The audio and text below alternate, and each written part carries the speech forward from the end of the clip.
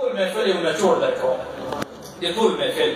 رسول الله دربار قرآنوار لګېدلی د یو شخص د رسول الله تر مخ روان ده داسې دا خپل قدمونه پره نه لګوي کوم ځکه باندې خپل قدمونه پره نه لګوي د ګوتو په سرو باندې روان ده رسول الله صحابه کرامو ته وویل دا سړی راوغواړي ما خواته یې راوبولي چې کله راغو امام الانبیا بارګاه ته رسول الله ورته وویل دا قدمونه پره ولې نه لګوي څه پریشاني ده څه چل ده دا چې خو بلکل صفا ده ولې قدم پرې نه لګوي نو دی خپل هغه واقع ورته بیانوي وایي یا رسول الله چې کله مې د تا کلمه نه وه ویلې ستا په غلامي کې نه وم راغلی یا رسول الله په موږ کې دا رواج و طریقه وه چې الله تعالی به چاته لور ورکړه نو هغه لور به یې ژوندۍ راواخېستله خښه به یې کړله قبر ته به یې واچوله کوهي ته به یې واچوله په ځنګلو په صحرا کې به غورځاره کړه مړه به یې کړه یا رسول الله ستا کلمه مې نه وه ویلې ما ته هم پروردګار عالم یوه لور راکړه الله تعالی دې د ټولو لورانې بچیان سلامت لري الله تعالی دې ښه زندګي ورکړي نو یا رسول الله ما بچي وله ډېره راباندې ګرانه وه دومره لوس وه چې یا رسول الله ما سره بې خبرې کولې په یو لوښي په یو برتن کې بې خوراک را سره کوم زما په سینه باندې مې سر لګولی وي یا رسول الله ډېر مینه او محبت یې ور سره خو یا رسول الله یا حبیب الله زه درته قربان سم نو زموږ دغه رواج جوړ شو نو یو ورځ مې خپله بچي تیاره کړله کالي مې ور واغوستل در لاس مې ونیوله روان چې کله مې روانه کړه یا رسول الله در روانېدا مخکې مې په ځنګله کې کوهی ورته جوړ کړی هغه ځای مې ورته جوړ کړی چې په دې کوهي کې به غورځوم وزنم بې د خپله بچي یا رسول الله چې کله روان شوم پلار یې خپله بچي راته وایي وایي ابا چېرته دې روانه کړې ابا چېرته دې روانه کړې ما ورته ویل لورې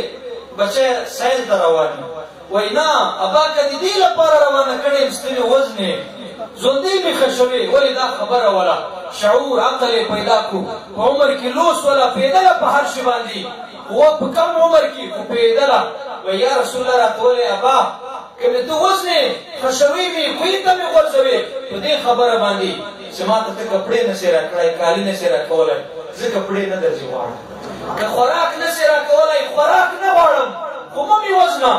مه مې کوهي ته اچوه مه مې په ځنګلو په صحرا کې مه پرېږده خو یا رسول الله یا حبیب الله ما را سره روانه چې کله مې روانه کړه هغه کوهي ته ورسېدم ځنګلو ته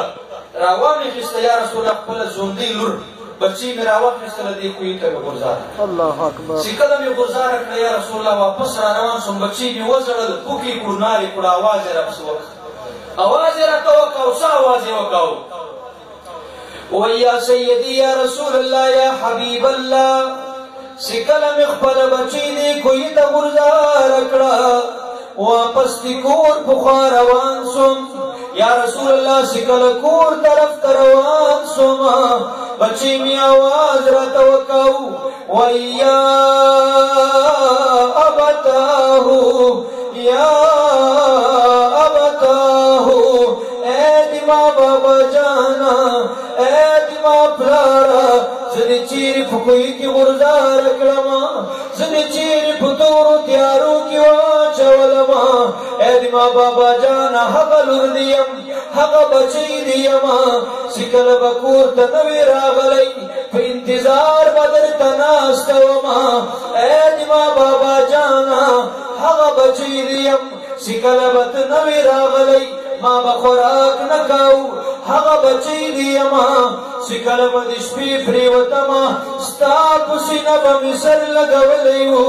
ولې دې په کوهي کې غورځاره کړمه ولې دې په تیارو کې واچومه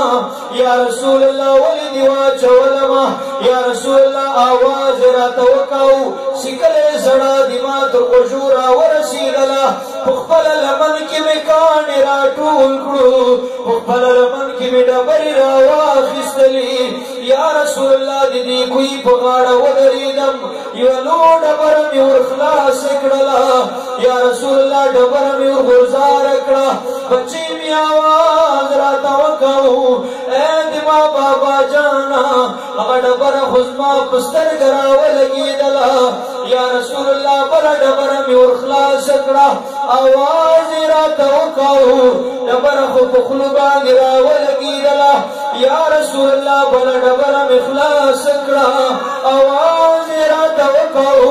ای دما پلاره ډبره خو په لاس باندې راولګېدله ډبره خو په پښو باندې راولګېدله دا آوازونه راته کوي زړه باندې زړه راته کوي یا رسول الله زړه یې فرق رانه کو اوازو یې فرق رانه کو خپل بچی مې په خپل لاس باندې مړه کړله یا رسول الله سکله اوازونه قرار سو زړه یې قرار سوله نو زه پوه شم خبر شوم چې بچی مې مړه سوله په خپل لاس باندې مې مړه کړله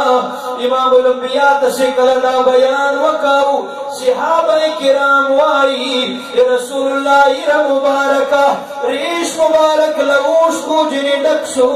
یره مبارک لوش کو جنې ډک سوله رسول الله دومره وژړل چې لګېدې مبارک دي لګېدې مبارک دي اوس کو ساس کی کتر الویږي صحابه کرام اشاره ورته کوي وایي اے سړیه دا بیان مه کوه دا بیان رسول الله ته مه کوه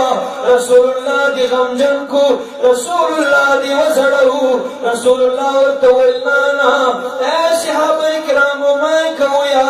دا بیان دی بیا راته وکوي دا بیان دی بیا راته وکوي چې کله بیا بیان وکاو رسول الله بیا ورته وزړا شو چې دو جانو سردار ورته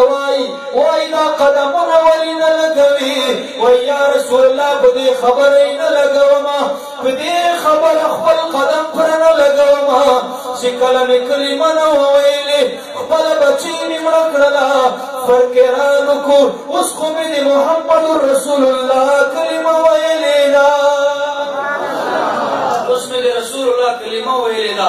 قدم ځکه پر نه لګوم چې زما د قدمو لاندې دا واړه واړه حشرات دا خوږی دا حشرات دغه رانیسي او مړه کړي خپل قدم سره پام کوم ولې چې کلمه مې د محمد رسول الله وویله کلمه مې د مدینې د جانان وویله ځکه خپل قدم پر نه لګوم چې دا حشرات دا خوږی